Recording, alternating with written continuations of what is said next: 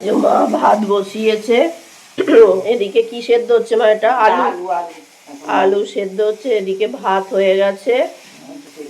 নমস্কার, Bandita and mother's ব্লগে সকলকে স্বাগত জানাই। দুদিন ভিডিও ছাড়তে পারিনি কারণ মামার বাড়ি গেছিলাম। এবার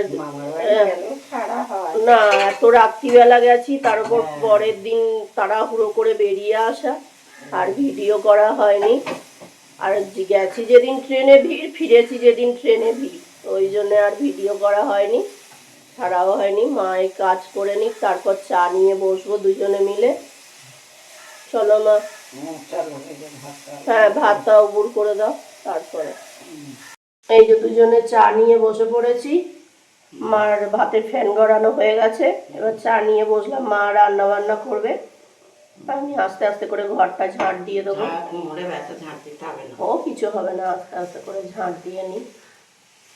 চলো চা খেয়ে নিই, আবার অফিস আছে, অফিস যেতে হবে। এই মা আজকে রান্না করেছে ভাত আর ডিমের তরকারি, ডিম ভেজে আর এরমভাবে তরকারি করেছে। উচ্ছে সেদ্ধ এখনো মাখা হয়নি, উচ্ছে সেদ্ধটা মাখবে। আর মার ইনশিওরটা গুলে রেখেছে। মা কি করছে ওদিকে? আচ্ছা, ওদিকে আলু ভাজা হচ্ছে, আমার টিফিন দেবে বলে। ইনশিওরটা খাবে না, ঠান্ডা হয়ে যাচ্ছে। এই যে আলু ভাজাটা নেড়ে দিল হচ্ছে আমার। ওদিকে ওদিকে ভাত করবে, চলো ভাত বাড়তে যাবে।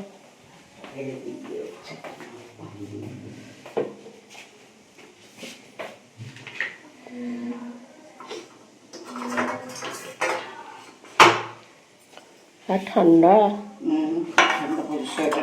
না, সোয়েটার পরার মতো অত ঠান্ডা পড়ে না। মামার বাড়ির ওদিকের মতো ঠান্ডা তো নেই না। বেশ অল্প দাও, অল্প দাও।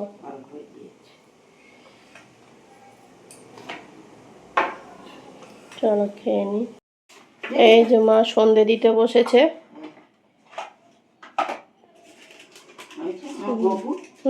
দুই গপু বসে আছে। সোয়েটার পরেছে সব, পঞ্চু পরে আর বসে আছে দুই ভাই। পঞ্চু পরেছ মা? পঞ্চু পঞ্চু ও পঞ্চু, পঞ্চু ও পঞ্চু, পঞ্চু রে সোয়েটার পরেছিস?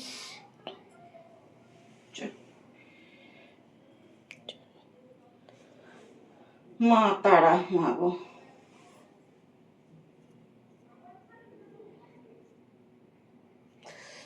পঞ্চু পরে বসে আছে দুটোতে। ভালো লাগছে তাই না? লাল হলো, ভালো লাগছে বেশ পরে।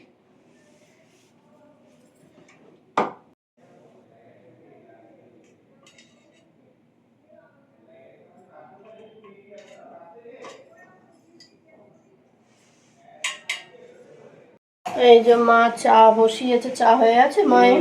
হ্যাঁ, মায়ের চা হয়ে গেছে, এই দুধটা বসিয়েছে।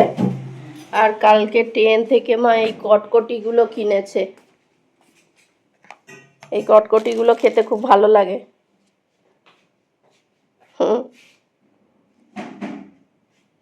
আমরা এসছি দেখে ও কিন্তু এখানেই থাকে। কালকে রাত্রিরে ফিরেছি, কালকে আমাদের জানলার কাছে খালি ডাকছিল খাবে বলে। আজকেও তাই করছে, এইখানেই ছিল। যেই এসছি বেরিয়ে এলো, তো ঠিক বুঝতে পারে আমরা বেরোচ্ছি। টাইমটা ওর মানে হ্যাঁ, বাধা ধরা আর দুপুরবেলা গন্ধ পায় আমাদের। দুপুরবেলা রাত্রিবেলার টাইমটা একদম ঠিক জানে যে এরাই বেরোচ্ছে আমাকে খেতে দিতে।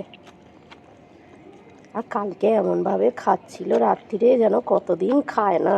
দুপুরে হ্যাঁ, আমাদের যে খুব খিদে পেলে যেরমভাবে খাই, ঠিক তেমনি। আর একজন এসেছিল, চলে গেল।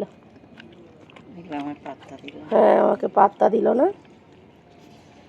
সকালবেলা তো জামা কাপড় দুটো বিস্কুট চা। হ্যাঁ, আর তখন আমার গিয়ে আনতে গেলে আবার দেরি হয়ে যাবে, দুধ বসানো থাকে, আর অসুবিধে।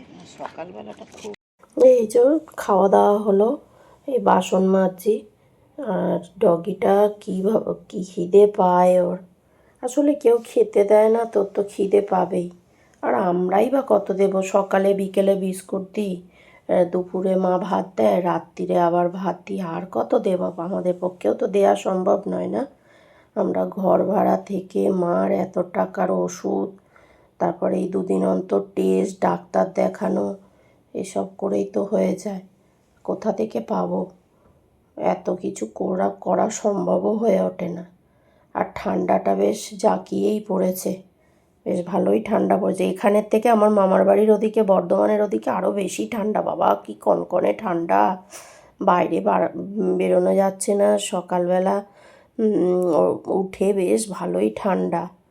আর হচ্ছে যে ট্রেনে দুদিন ধরে এত ভিড়, যাওয়ার দিনে এত দেরি হয়েছে, ফেরাতেও এত কষ্ট হয়েছে যে ভিডিও করতে পারিনি। অন্যবারে ভিডিও করি, এবারে ভিডিও করতে পারিনি। আর এত ক্লান্ত হয়ে আছি, শরীরে রেস্ট হয়নি তো।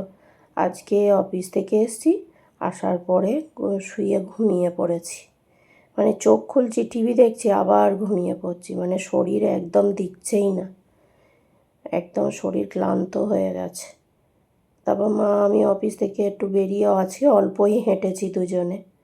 হেঁটে আর এই মা সন্ধ্যেবেলা চাটা করলো, সবজি কাটছে মা দেখছি, আমি চোখ খুলছি, আবার ঘুমিয়ে পড়ছি। শরীরে একদম দিচ্ছে না। আর আজকে অনেকগুলো বাসন পড়েছে। আর এই ঠান্ডার সময় জলে হাত দিতে, জল এখন কনকনে ঠান্ডা হয়ে গেছে। এখানের থেকে ওদিকে আরও বেশি ঠান্ডা বাবা। যাই হোক, মামার বাড়ি গেছি একদিনের জন্য। ওরম একদিনের জন্য যেতে কোথাও ভালো লাগে না। বেশ একদিন, অন্তত একদিন থাকলে ঠিক আছে। মানে শরীরে গায়ের ব্যথা মরে না, তার মধ্যে আবার চলে আসতে হয়। আর সবথেকে বড় কথা, অফিস করে যাই আবার আসি, আর একা হাতে সব কিছু করতে হয়, তো ওই জন্য আর পেরে উঠছি না। আর মার ডাক্তার দেখানো, এ করা, সব কিছুই তো রয়েছে না। বাজার করা, দোকান করা, তারপর সংসারে যেটুকুনিও কাজ তো করতে হয়। করে টোরে নিয়ে আর যেন পেরে উঠি না। আর হচ্ছে মাও তো করে, মাও ওই একদিনের জন্য গেলে মারও খুব কষ্ট হয়। তা যাই হোক, কালে এসছি, এসে মা আবার সেই ভাতে ভাত বসালো, ডিম সেদ্ধ, আলু সেদ্ধ দিয়ে ভাত করলো, ঘি দিয়ে লঙ্কা দিয়ে খেয়ে নিলাম। দারুণ খাবার, শীতকালে গরম গরম। আর মামার বাড়ির ওখান থেকে সেই ডিম আনা হয়েছে, হাঁসের ডিম আনা হয়েছে, অনেকগুলোই আনা হয়েছে। সেইগুলো সেদ্ধ দিয়েছে। আজকে কয়েকটা ফেটে গেছিলো, সেইগুলোই ভেজে আর তরকারি করেছে। ভালোই হয়েছে তরকারিটা খেতে। আর ওখানে তো এখানের মতো তো ডিম নয়, ওখানে সেই দেশি হাঁসের ডিম, খুব সুন্দর খেতে। মানে কুসুমগুলো পুরো হলুদ একদম। তা দেশি ডিম এটাই বোঝা যায়, আমাদের এখানের মতো নয়। আর হচ্ছে ডিম কুসুমগুলো প্রত্যেক কটা হলুদ হলুদ, ওই জন্য ডিমটা ভেজেছে, ডিমটাও বেশ হলুদ হলুদ। আর হচ্ছে যে এত ঠান্ডা পড়েছে, কি ঠান্ডা লাগছে। এই দুজনে মিলে খেলাম, মা আর আমি। মা ওদিকে শুয়ে টিভি দেখছে, এই শুয়ে টিভি দেখছে। ঠান্ডা লেগেছে আমার খুব ঠান্ডা লেগেছে। আর সন্ধ্যে থেকে আমি ঘুমিয়েছি টানা। আমিও ঘুমিয়েছি একটুখানি। চোখ খুলছি একবার করে, টিভি দেখছি, আবার ঘুমিয়ে পড়ছি। শরীর খুব ক্লান্ত হয়ে রয়েছে, দুদিনে যাওয়া আসা না, এতটা রাস্তা। ট্রেনেই তো অর্ধেকটা সময় চলে যায় না। যাবার দিন বাপরে বাপ, পুরো 1 ঘন্টা পুরো দাঁড়িয়ে রয়েছে। পরের ট্রেন 1 ঘন্টা বাদে বেরিয়েছে। সেটা আমাদের ট্রেনটা 4:30টায় ছেড়েছে, পরের ট্রেনটা 5:21 ছেড়েছে। সেই ট্রেন আমাদের ট্রেনকে করে চলে গেল, পার হয়ে চলে গেল, দাঁড়িয়ে রয়েছে। তাকে আগে ছেড়ে দিল, আর আমাদের ট্রেনটা দাঁড়িয়েই আছে। ওদিকে ট্রেনগুলো এত লেট করে যে কি বলবো। কতক্ষণ ট্রেনে কেটে গেছে, শরীরও খুব ক্লান্ত। ওই জন্য আজকে এসে অফিস থেকে ফিরে খুব ঘুমিয়েছি, বেশিক্ষণ হাঁটিনি মা আর আমি। যাই হোক, ভিডিওটা এখন আবার এডিটিং নিয়ে বসবো। ভিডিওটা আজকে এখানেই শেষ করছি। তোমরা সবাই সুস্থ থেকো, ভালো থেকো, সাবধানে থেকো। আর ভিডিওটা যদি ভালো লেগে থাকে তাহলে লাইক করো, কমেন্ট করো, সাবস্ক্রাইব করো। দেখা হচ্ছে নতুন একটি ব্লগে।